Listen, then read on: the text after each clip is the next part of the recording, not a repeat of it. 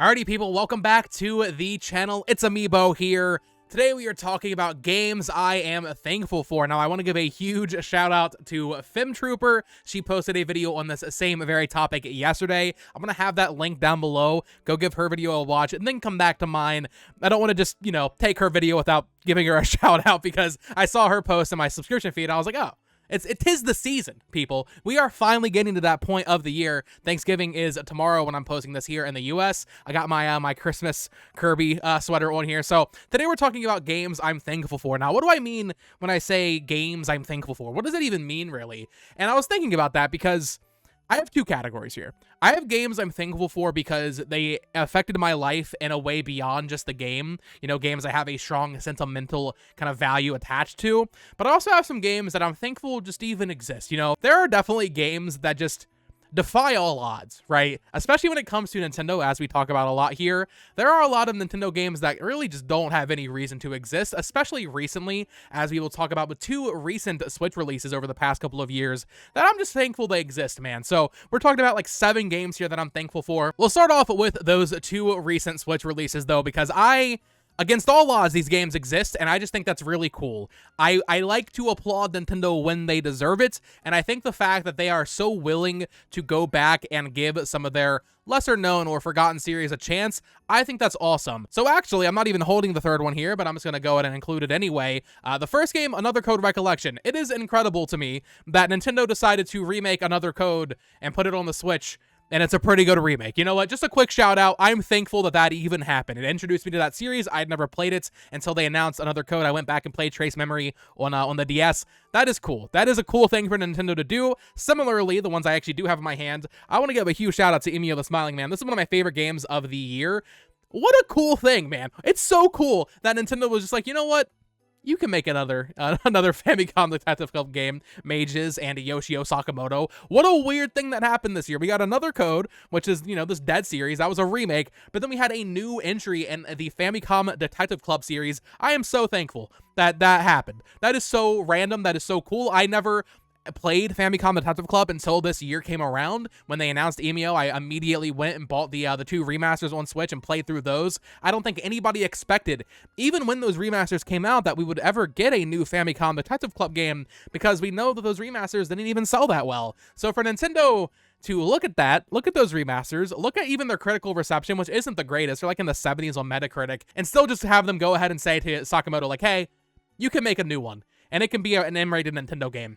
That's really cool. So that's the first one I want to shout out, as well as Another Code. But also going back to 2021, another Sakamoto-produced game, Metroid Dread. Now, I do want to say I'm not thankful for this steelbook. I always mention this dang steelbook. So I bought the, it's probably not up there. I bought the special edition for Metroid Dread, and it did not come with a regular standard game case. It only came with this steelbook that doesn't even have the name of the game on the spine. Not thankful for the game case. Very thankful that the game exists. I am a huge 2D Metroid fan. It's always weird because, like, I say I'm a Metroid fan overall. The reality is, guys, I don't really love Metroid Prime. I've only played the first one through the remaster. I played a little bit of 3 growing up, and I don't like Metroid Prime that much. I'm gonna be honest. I'm going to give 2 and 3 a shot in the very near future. Hopefully they come to Switch. We talked about that on the main channel a couple days ago. But I love 2D Metroid. I've loved 2D Metroid my entire life. I played Super Metroid on the Wii U Virtual Console when I was like 13. So, I'm younger than a lot of people watching my videos. I know that. But Super Metroid on Wii U Virtual Console was my first exposure to Metroid in a grander way. I played Metroid Prime 3, like I said, growing up on Wii because my brother had it back in like 2008, 2009, I think. But Super Metroid, played it, loved it. Metroid Fusion, played it, loved it even more. Went back later on, played Zero Mission, played Return of Samus, or specifically Samus Returns. I never played the other Game Boy original. And, I was caught up. I was loving these games, and I always had this idea that after Samus Returns happened, we would probably get a new Metroid game. But the fact that it is specifically Metroid Dread, I've said this before on Twitter, I think Metroid Dread's reveal might be the greatest reveal of a Nintendo game. And you don't really see people saying that, but if you're a Metroid fan and you understand the circumstances of 2D Metroid, where it was for so long after not getting a new entry since Fusion, of course we had the remake in between there, the fact that we got a new 2D Metroid game, it came out, it was as good as it was, and it was called Metroid Dread, this freaking iconic name that we heard about that was in development for the DS, the fact that they actually still called it Metroid Dread after, what, 15 years of development hell and then eventually moving it to Mercury Steam, man, I'm thankful that happened. That is so cool. It's not talked about enough how cool it is that Metroid Dread got to release. It got to be a Game of the Year nominee in 2021 by this new team who, had done the Metroid Samus Returns remake, but overall, they did, I think, the Castlevania Lords of Shadow games on PS3, or maybe it was just the Mirror of Fate game on 3DS, and people don't really like those games, I don't think. So for them to get in bed with Nintendo and make this incredible 2D Metroid game, arguably the best 2D Metroid game, and have it released on the Switch and call it Metroid Dread, I think that is so awesome. So I wanted to shout out those recent Switch releases. There's also another Switch era game I want to talk about, though, before we go back and talk about some more older games, and that is Theater Rhythm Final Bar Line, which, man, this game's incredible. I think this is one of the best rhythm games ever. I think it may be my favorite rhythm game ever. If you like Final Fantasy music, this game's so good. I played the original on 3DS. I never played Curtain Call, but when they announced a Final Bar Line in that Nintendo Direct in 2022, I was very excited. I wasn't sure how it would work using, button controls as opposed to the stylus, but the controls are great. The song selection is great. And above all else, the reason I'm thankful for Final Bar Line is that it actually finally got me to play Final Fantasy 14 here. So this is a game I always wanted to play, but it wasn't until I listened to the music in a Final Bar Line, because they have, in the menu, they have all of these soundtracks for each game kind of in a line, and you have to complete them and do quests in them. I was playing through the Final Fantasy 14 soundtrack in Theater Rhythm Final Bar Line, and I was like, dude, this is some of the best game music I've ever heard. So that week, I think, the week that Final Bar Line came out, I was like, I'm playing Final Fantasy 14. It's something I had always considered doing, but Theater Rhythm Final Bar Line finally pushed me over the edge to doing it. And that's another game I'm thankful for, Final Fantasy 14, a game that has allowed me to bond even closer to my girlfriend Olivia, because while she doesn't play games very often, I actually somehow managed to get her hooked on Final Fantasy 14. I don't know how I did it. She doesn't play Final Fantasy. She doesn't really play that many console games. I would say she plays a lot of mobile stuff. She's playing SpongeBob Krusty Krab Cook-Off on Switch and stuff like that, which is, do what you got to do. But I got her hooked on Final Fantasy 14 a few months after I started playing it, and that's been something that we kind of got to bond over as well. So Final Fantasy 14 is one of my favorite games of all time. I'm still playing through it. I'm not caught up. I didn't get into it until 2023, so I still have a long ways to go on that journey. But Final Fantasy 14 has been a serious force in my life, I guess I should say, since I started playing it, and I'm halfway through Shadowbringers. It comes and goes, right? I'm not constantly playing it. I give myself breaks in between. I think the last time I played it is when I really finished through Stormblood and got through half of Shadowbringers back, and I want to say May of this year. Kind of burnt myself out. I go through like 2 weeks of playing it, like just obsessively, and then I'll take a break for a little bit. So I need to go back to that soon, hopefully, and finish up Shadowbringers. My goal was to finish it before Dawn Trail came out, get caught up before Dawn Trail, but obviously, I mean, the game's just absolutely massive. So Final Fantasy 14, love that game, love what it kind of did, kind of, having that shared experience with my girlfriend, but also just an incredible game, right? The music, the world, the story, even the gameplay. It's my first MMO experience, but man, I've really enjoyed playing Final Fantasy 14 over the past 2 years. And also, yeah, shout out to Theater Rhythm Final Bar Line for giving me the push I needed to get into 14, but also just reaffirming my love for Final Fantasy and its music and just being a fantastic rhythm game, because wow, what a great game. But let's talk about some older games that I am very thankful for, because they actually impacted my life in ways I wasn't really expecting at the time. So I've talked about, I think, all 3 of these in the past in my various YouTube videos over the years. But first off, I want to give a huge shout out and a huge I'm thankful for to Mario Kart 7. And now you might be thinking, Bo, Mario Kart 7, that's just like a cruddy Mario Kart on 3DS. And I think that's a false assessment of Mario Kart 7. I think Mario Kart 7 is a fantastic game, and it really is the bones of what Mario Kart 8 is. They mechanically feel identical. And I think Mario Kart 7 has a great, course collection, all that fun stuff. I think Mario Kart 7 is a very good Mario Kart. That's beside the point. Mario Kart 7 is how I actually ended up meeting my best friend, and I actually am still talking to him 13 years later. I actually moved in with him and moved across the country, moved in with him, and that is just crazy, So I'm very thankful for Mario Kart, because I think I was 11 years old, and I was like, you know what? I'm going to go on, I think it was Yahoo Answers, and I'm going to be like, hey, anybody want to play Mario Kart when it comes out in a couple of weeks here? We added each other in a very, early days of the internet for me. I'm glad I didn't get taken advantage of or something.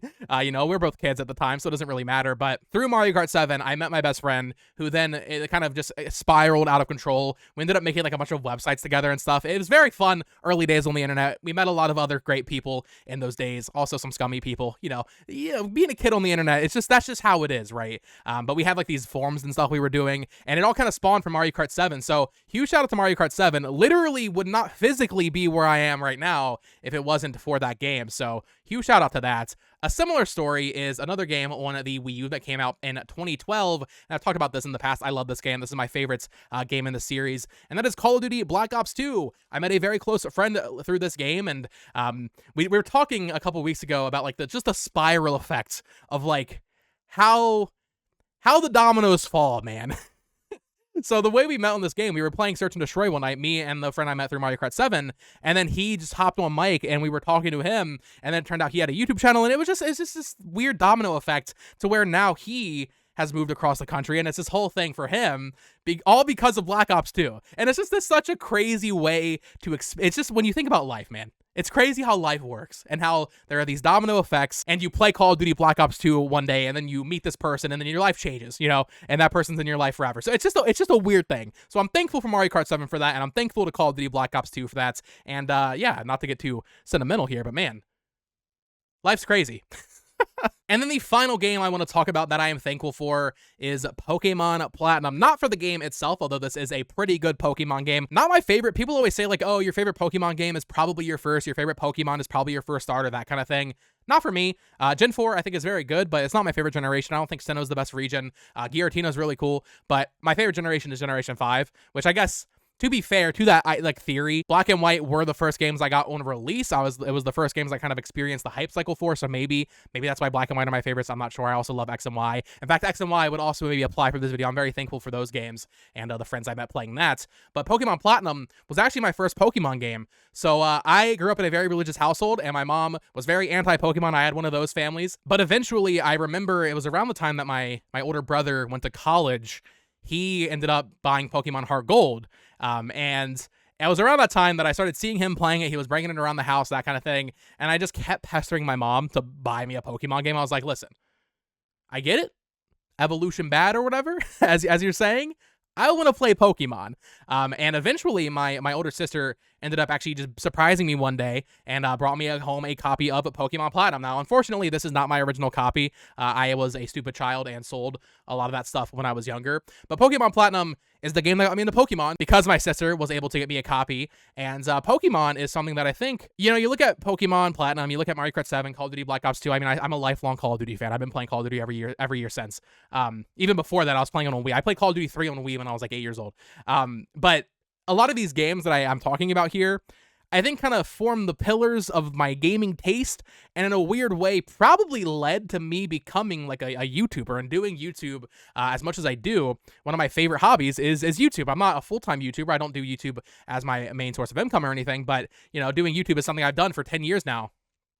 And it's because I met certain people playing these games and kind of just shaped who I am as a person.